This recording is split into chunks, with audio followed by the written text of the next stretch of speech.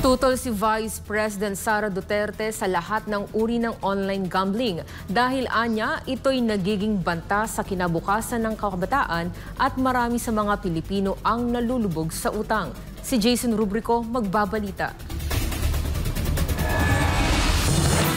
Mariing ipinahayag ni Vice President Sara Duterte ang kanyang pagtutol sa online gambling sa gitna ng mainit na usapin ukol dito sa Pilipinas. Kasunod ito ng pagdami ng promosyon mula sa ilang artista at influencer na hinihikayat ang publiko na sumubok ng online sugal. Sa panayam sa The Hague, Netherlands, iginiit ng Vice Presidente na masyado itong madaling ma-access lalo na ng mga kabataan at madalas ay hindi na ito nababantayan ng mga magulang.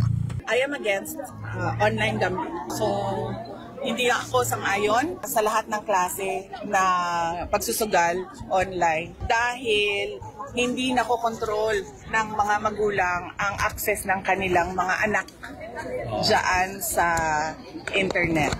At napakadali, ginawang pinakamadali ang magsugal sa online para madaling makuha ang pera ng mga tao.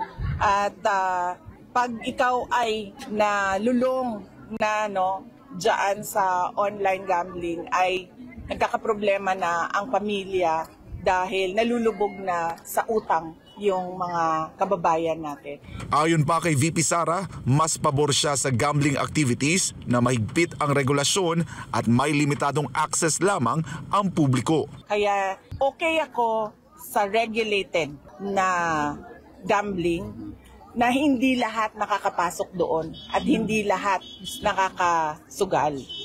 Pero kapag nilagay mo siya online na hindi na natin nakukontrol kung sino yung makapagbukas ng account para magsugal, ay hindi ako sang-ayon doon dahil nakakasira ng pamilya yon at nakakasira ng kinabukasan ng kabataan. Para sa Diyos at sa Pilipinas kong mahal, ako si Jason Rubrico, SM9 News.